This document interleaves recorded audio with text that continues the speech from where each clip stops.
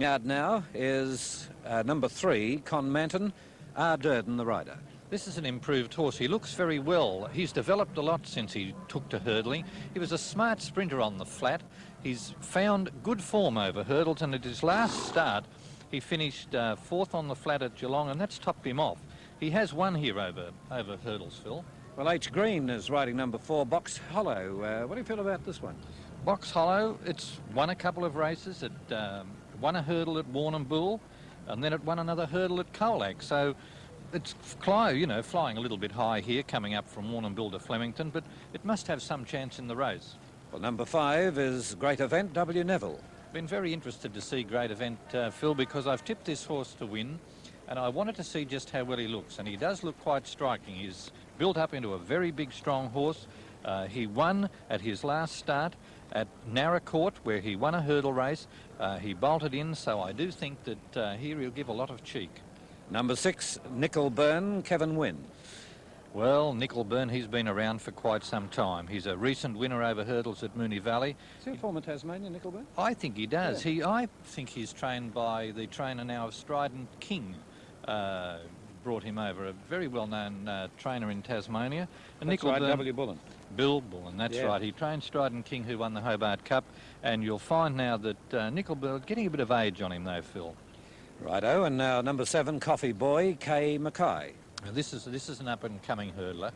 Hasn't had much experience at the game at all, but he did win a restricted hurdle at Ballarat at his most recent start, and I feel that he's got a lot of pace on the flat. He'll be very patiently ridden, and I think he'll be coming home at the rate of knots. And number 8, El Verano, is out, of course, the New Zealander. Number 9 is Prince Jalika. Well, the rider here is H.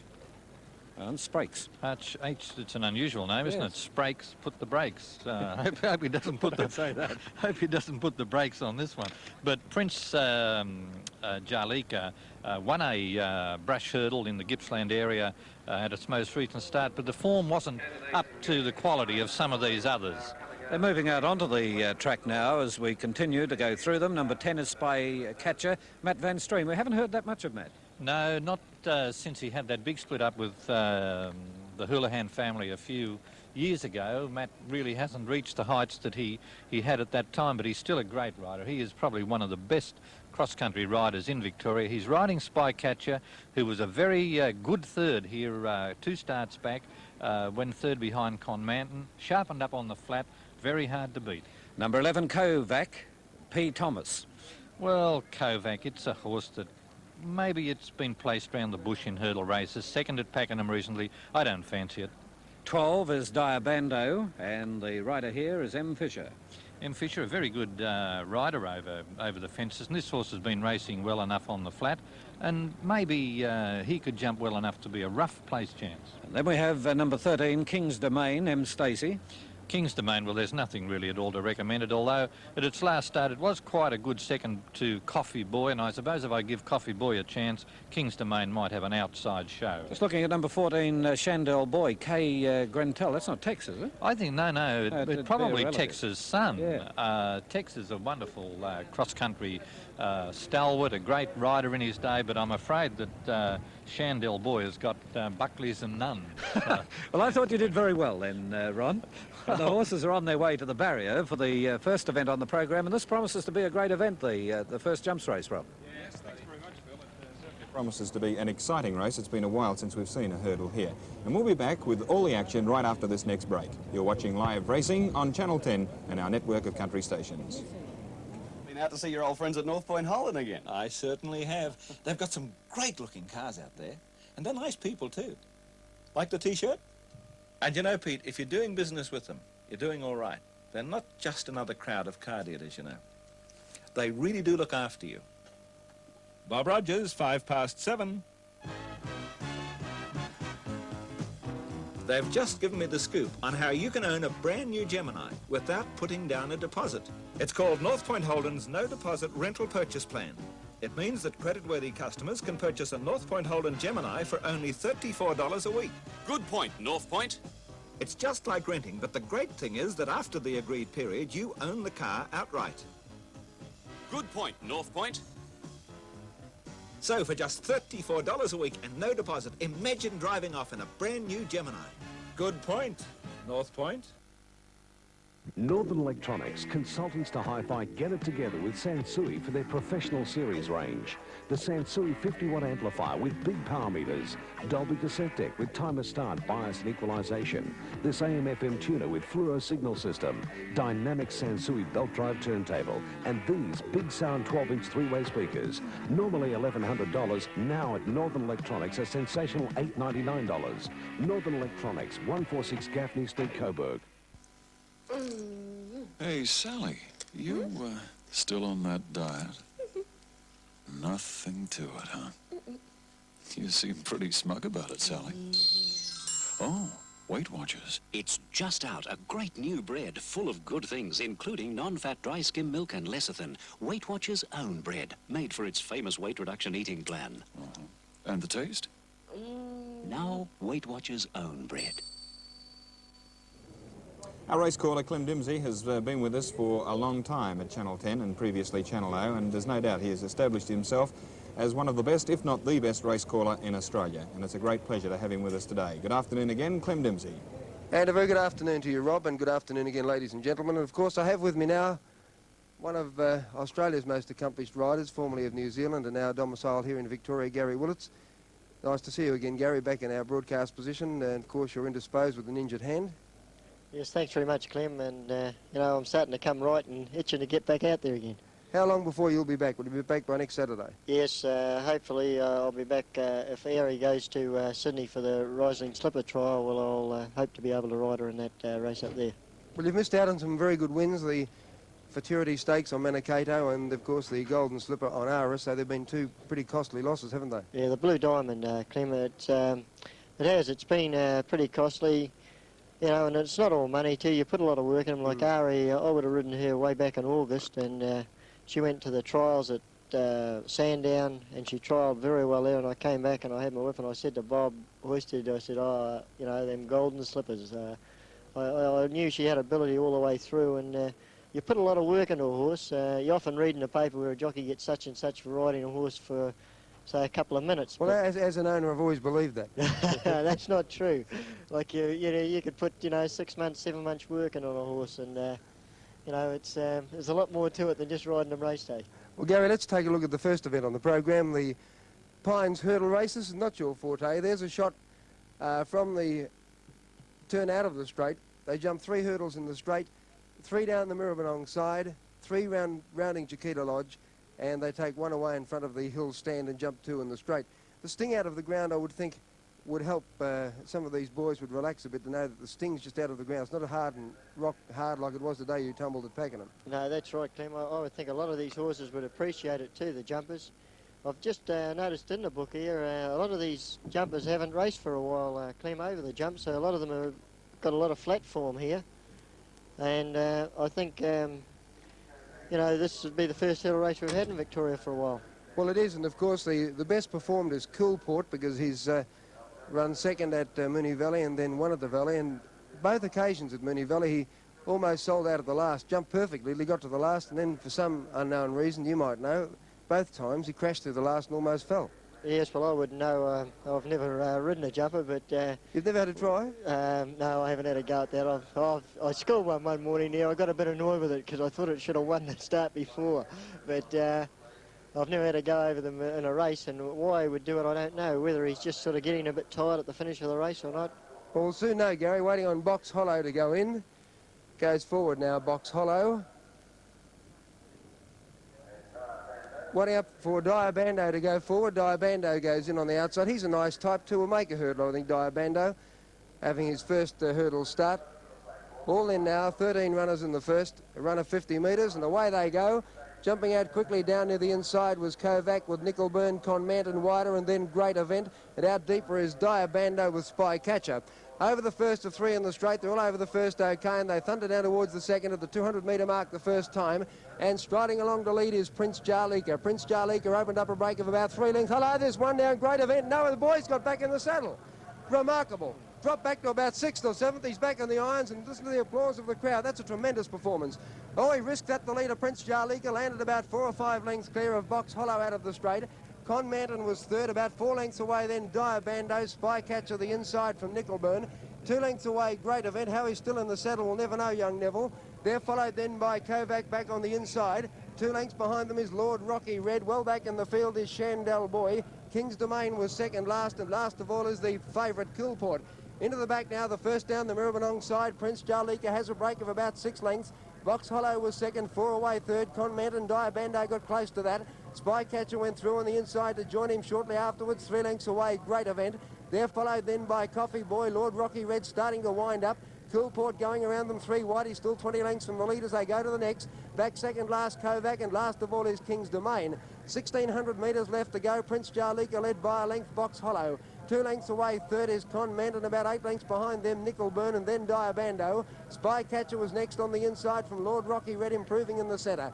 Coffee Boy dropped out 3 wide, 2 or 3 lengths away, Great Event, and then Coolport out wide, but going forward and being ridden along. Shandell Boy's back on the inside, Kovac second last, and King's Domain is last of all as they jump the next and make that back turn. They've got 1,300 metres left to go. Prince Jarlika now by 3 lengths. Box Hollow was second, Con Manton third. They've got away by 10 lengths, then going forward on the outside with a quick run is Lord Rocky Red. Nickelburn's back behind them as they go over the next, and they're followed then by losing ground pretty quickly. There was Diabando, passed by Spycatcher, and Coolport starting to warm up. Coming down towards the 800 metre mark now, and the leader is still Prince Jarlika, got away by 4 lengths, Box Hollow. A length away in third place, Con Manton. Lord Rocky Red looks a big danger. He's looming up fourth, about 2 lengths away. 6 lengths back behind them, Coolport, who's starting to wind up as well in the gap to Spycatcher. Coming down near the turn, 600 metres left to go, and it's Prince Jarlika, the leader, by only a length now. Con Manton is second, third on the inside, Box Hollow. Lord Rocky Red still sprinting up now, going between runners and looks a real danger, and they're followed then by Coolport. Coming down towards the second last, they've got 400 left to go. And the leader is now Box Hollow on the inside from Prince Jarlika. Lord Rocky Red going for the split in the centre and getting it. They're followed wider out by Con Manton and then Coolport. They've got to get to Box Hollow coming down to the last at the 200 metre mark. He's got a break of 2 lengths to Lord Rocky Red. Comes to it now, hits it, but lands 2 lengths clear. Landed in the centre of the track of Lord Rocky Red under the whip, and Coolport starting to charge on the inside. 100 left to go. Box Hollow still the leader by a length and a half. Coolport charging on the inside, then Lord Rocky Red and Spycatcher, but Box Hollow goes down to win by a length and a half. Tight for second, Spycatcher might have got up to get second from Coolport. Then Lord Rocky Red, Con Manton, Kovac, Prince Jarlika, Shandell Boy. Long gap in the field to Coffee Boy. Then King's Domain, well back with Nickelburn, Great Event. Second last was Diabando, and Kovac was centre field. Well, let's check the placings in the first event on the program. Number 4, Box Hollow, ridden by Harry Green, is first. Number 4, Box Hollow, a photo for the miners. And in the first event on the program, they've run 3:11.1, which is about 8.5 seconds outside the track record, Gary. So the sting is certainly out of the ground. I'll say, Clement, you know, I suppose they would have put a fair bit of water on, a bit of rain. But I think all the honours go to Box Hollow and Harry Green. He rode a beautiful race on the horse. He was always in the box seat all the way. And well, there's the finish now. Coming down towards the last, there's Box Hollow, well clear. We'll just check the placings. Number 2 has run officially second. Coolport has lasted to run second. And third is number 10, Spycatcher, who thundered home when the race was all over, ridden by Matt Van Streen. 4, 2 and 10 are the numbers. There's the last. Box Hollow hit it pretty hard the last two. He did. And Lord Rocky Red, who looked a real threat, I thought, from the 800 metre mark when he sprinted after them. Coolport's on the inside starting to charge, and Spycatcher in the light colours running fourth. Watch him burst through the pack at the last 20 metres. Box Hollow under the whippers holding Lord Rocky Red and Coolport, and Spycatcher was the one that was coming home, and he'll be better suited over a slightly longer journey. Yes, he's come home well. I thought, you know, with the pace on, a lot of those horses that come from a long way back didn't have a lot of luck. Prince Galita certainly spread the field out with Box Hollow getting that run and sitting there. As you say, at about the 800 when Lord Rocky Red appeared on the scene, I thought he'd go on with it, but Box Hollow, all the honours were with him. Well, let's check the tow dividends, the interim dividends. Number 4 is first, Box Hollow, and we'll pay $4.70 for the win, $1.35 for the place. Second, number 2, Coolport, 95 cents. And third, number 10, Spycatcher, 75 cents. 4.70 and 35, 95 and 70 cents. The Quinella numbers 2 and 4, $6 and 5 cents, and the trifecta 4, 2 and 10, $185 and 10 cents. Well, there we see Harry Green bringing Box Hollow back to scale in the premier position after the running of the first event on the program, the Pines Hurdle. We've given you the interim dividends, still awaiting, of course, correct weight as the boys head back towards the start. Let's have a look at the second, Gary, the Burke welter, a pretty interesting welter, I feel.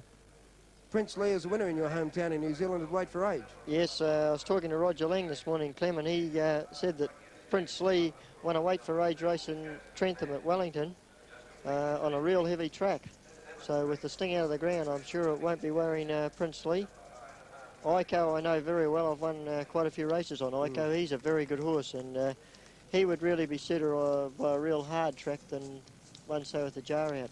Clem, I noticed going back to that hurdle race, boy Neville. Oh, we should mention there was a tremendous effort because he was gone to the world. I think he almost touched the ground, didn't he?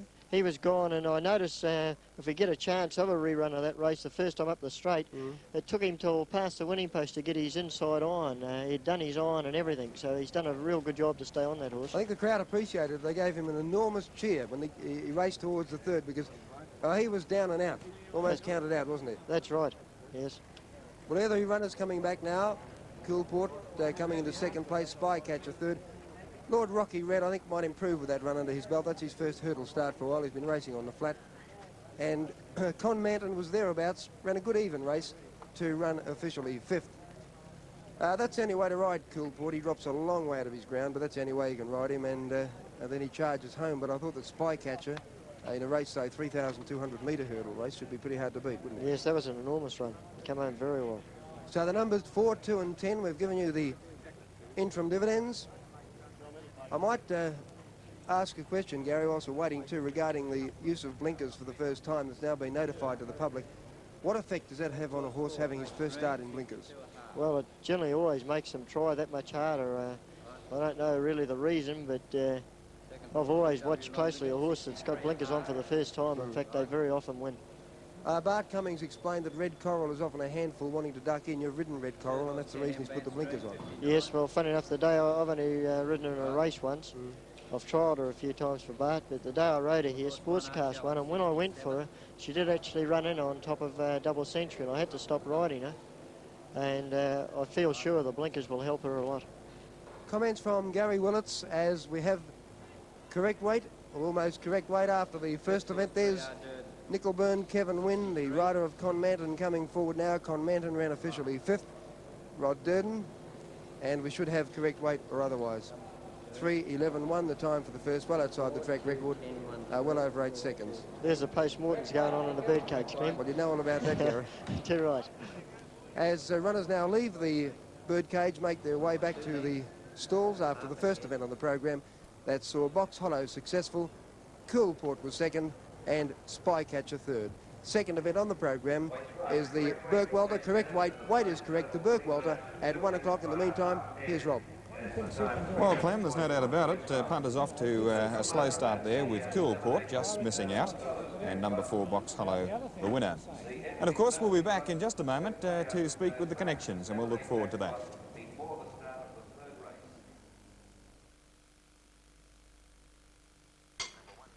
I wish we had insulation, Maury. In the second leg, number 4, Delicate. If you don't want to do it yourself, there are a lot of people who can do it for you. We'd be cooler in summer. And we wouldn't freeze to death in winter. You could save up to 25% on your fuel bill. Imagine, up to 25%. And if we get it at the gas and fuel, we can pay it off on our gas bill. What? We can pay it off on our gas bill. Who told you that, Val? It's in the paper you're reading, Maury. Thanks to the Gas and Fuel Corporation, you can insulate now and pay it off on your gas bill. Wonder why the good news is never in the sporting pages.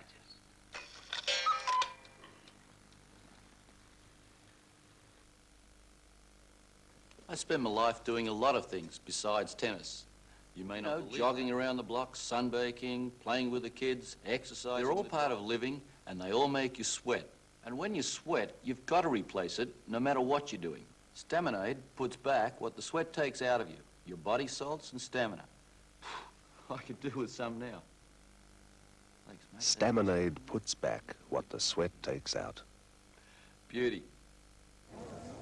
Well, there's no doubt about it. Graham Kelly certainly started the day on a winning note, Phil, by selecting that winner. Yeah, he's done very well. That's the way to start a day, Rob. Pick the first winner and you can coast along for the rest of the day.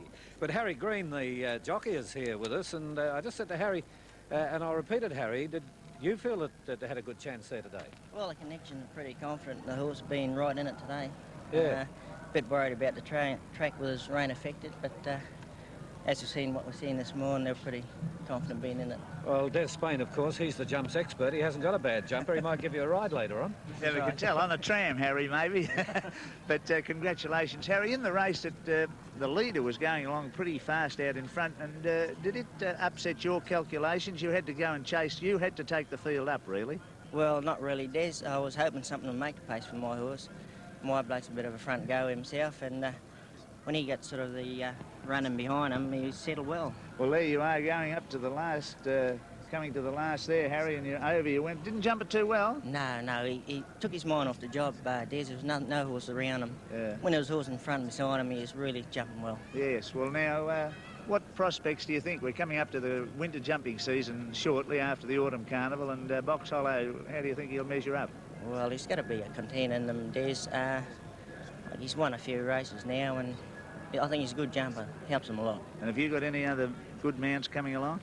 No, not at the moment, Des. I'll just have to pick them along as they come. Well, you're a marvel, Harry, but you've bounced back with the winner today, and I'm sure that anyone who took your or Graham Kelly's tip with you in the saddle, well, they're a few bucks ahead now. Thank you very much, Des. Good on you, Harry. Thank you. Right, good, Des. Thank you, Harry, and have one for me when you go back in, will you? He looks as though he would, doesn't he? Oh, it's hard work, you know that. They work pretty hard doing the jumping bit there, and I don't know. I think they need the VC nearly every time they Des, what's your big tip of the day? My big tip is Sportscast, Phil. I think that he's a very good 3-year-old, and well, you see Sportscast work every morning. You're the track man out here.